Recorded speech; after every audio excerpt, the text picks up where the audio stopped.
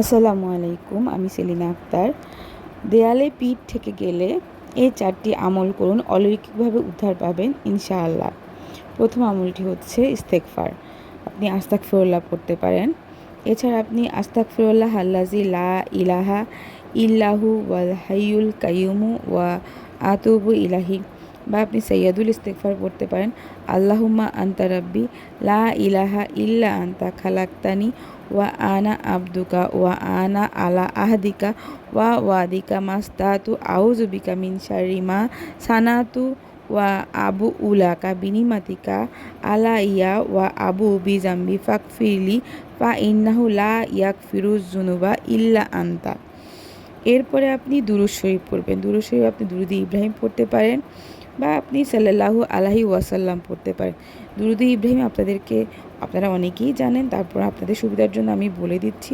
আল্লাহুম্মা সাল্লি আলা মুহাম্মাদিন ওয়ালা আলি মুহাম্মাদিন কামা সাল্লাইতা আলা ইব্রাহিম ওয়ালা আলি ইব্রাহিম ইন্নাকা হামিদুম মাজিদ। আল্লাহুম্মা বারিক আলা মুহাম্মাদিন ওয়ালা আলি মুহাম্মাদিন কামা বারাকতা আলা ইব্রাহিম ওয়ালা আলি ইব্রাহিম ইন্নাকা হামিদুম মাজিদ। তো 2 নাম্বারটা হলো দুরূদ শরীফ। তারপরে 3 নাম্বার হলো দোয়া ইউনুস। দোয়া ইউনুস হচ্ছে লা ইলাহা ইল্লা আনতা সুবহানাকা ইন্নী কুনতু মিনাজ জালিমিন। এটা হচ্ছে 3 নাম্বার গেল।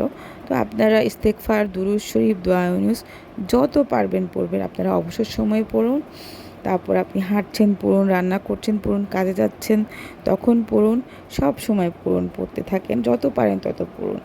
ইনশাল্লাহ আপনাদের দোয়া কবুল হবে। এরপরে 4 নাম্বার আমল হচ্ছে ইয়া জালজালালি ওয়াল ইকরাম।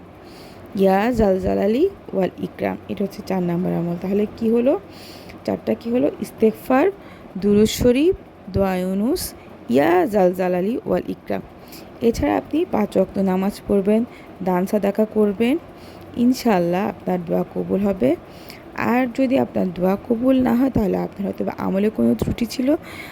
আর আরেকটা জিনিস হতে পারে, সেটা হচ্ছে যে আপনি যা চাচ্ছেন আল্লাহ হয়তো এর থেকে ভালো কিছু আপনার জন্য রেখেছে, এই জন্য আপনার দোয়াটি কবুল হয়নি। আর আল্লাহ যা করেন আমাদের ভালোর জন্য করেন। ইনশাল্লাহ আপনার এভাবে পড়ুন, আপনার হালাল ইচ্ছা আল্লাহর রহমতে পূরণ হবে। আর আমার জন্য দোয়া করবেন। আপনাদের যদি উপকারে আসে আমার এই ছোট্ট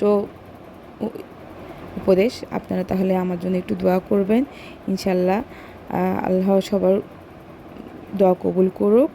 আল্লাহ হাফেজ। আমার জন্য দোয়া করবেন, আমার চ্যানেলটা সাবস্ক্রাইব করবেন। আল্লাহ হাফেজ। আসসালামু আলাইকুম। সবাই ভালো থাকবেন। আল্লাহ হাফেজ।